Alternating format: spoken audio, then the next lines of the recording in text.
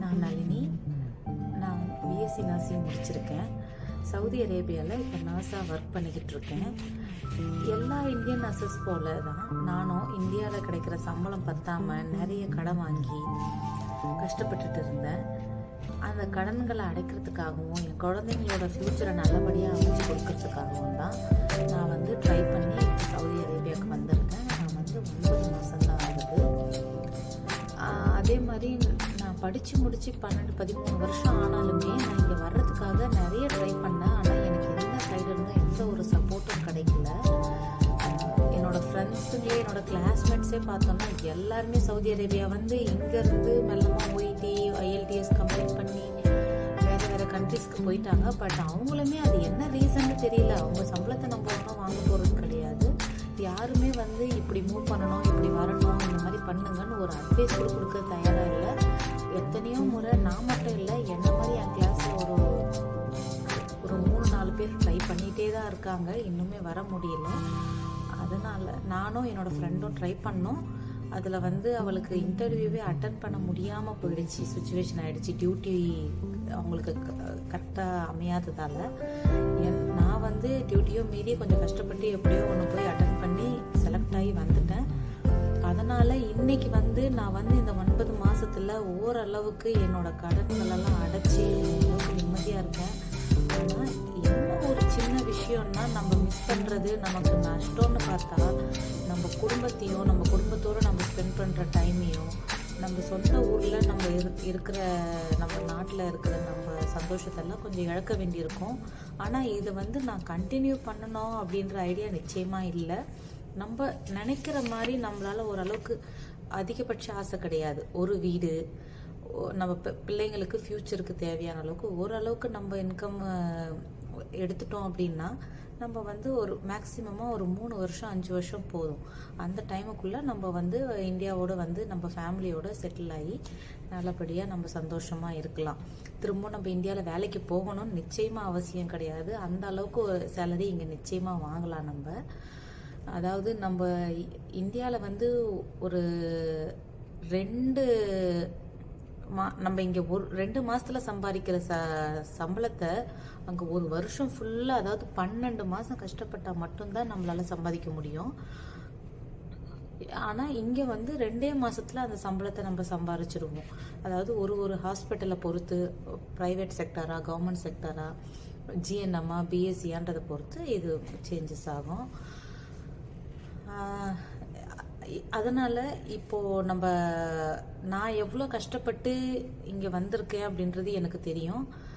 இந்த மாதிரி நிறைய பேர் இன்னும் வர்றதுக்கு ஐடியா இருக்கும். பட் எப்படி பண்ணுறது என்னன்னு வழி தெரியாது. அவங்களுக்கு ஹெல்ப்ஃபுல்லாக இருக்கும் அப்படின்ற ஒரு ரீசனுக்காக தான் நான் இந்த வீடியோஸ் போடலாம், நம்மளோட எக்ஸ்பீரியன்ஸ்லாம் சொல்லலாம், கொஞ்சம் மோட்டிவேட் பண்ணலாம் நம்ம நர்சஸ்க்கு. ஏன்னா இருக்கிறதுலையே ரொம்ப ரொம்ப கஷ்டப்படுறவங்கன்னு பார்த்தா நம்ம இந்தியன் நர்சஸ் தான்.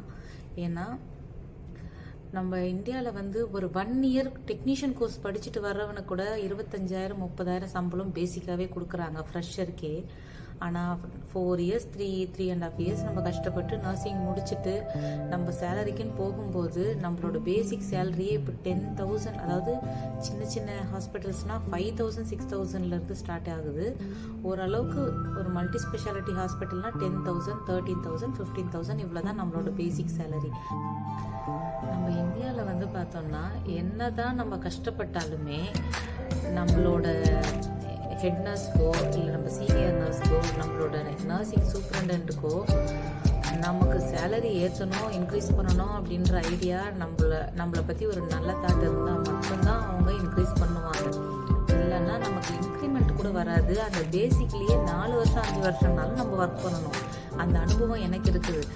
அதாவது நான் கொடுக்குற 15,000க்கு 50,000க்கு மேலே ஒர்க் பண்ணுவேன். ஆனாலுமே எனக்கு சேலரி பார்த்தீங்கன்னா ரொம்ப ரொம்ப 15,000. இந்தியாவில் நான் கடைசியாக வாங்கிட்டு நர்ஸாக இருந்து வாங்கிட்டு வந்த சேலரி பார்த்தீங்கன்னா 15,000 தான்.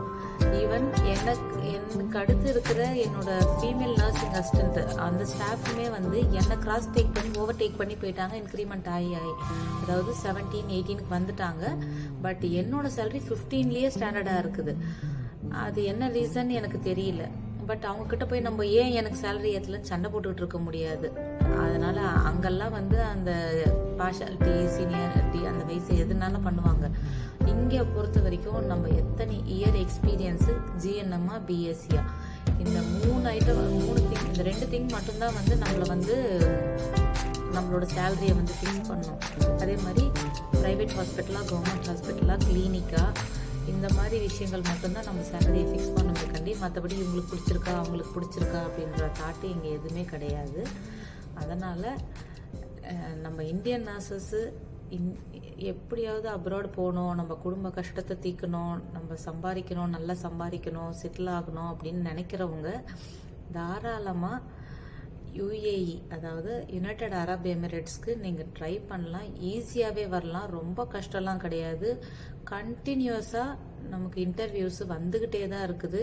நிறைய ஏஜென்சிஸ் இருக்காங்க, அதாவது எந்த பக்கம் திரும்பினாலும் ஏஜென்சி, அந்த மாதிரி நிறைய ஏஜென்சிஸ் இருக்காங்க. அவங்களுக்கு தேவை காசு, அவ்வளோதான்.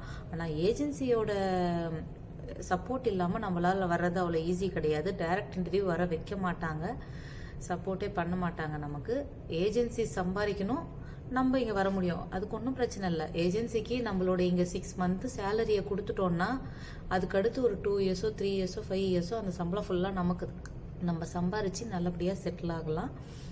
அதனால் உங்களுக்கு ஃப்யூச்சரில் நான் நல்ல வீடியோஸு, எப்படி வரலாம், என்ன பண்ணலாம், என்ன படிக்கணும் அப்படின்ற அளவுக்கு எல்லா வீடியோஸும் நான் உங்களுக்கு கொடுக்குறேன். நீங்கள் எனக்கு என்னோட சேனலை சப்ஸ்கிரைப் பண்ணி ஃபாலோ பண்ணிங்கன்னா உங்களுக்கு நெக்ஸ்ட் அப்டேட்டு கண்டிப்பாக கிடைக்கும். Please save our earth and their sources. Thank you. Bye.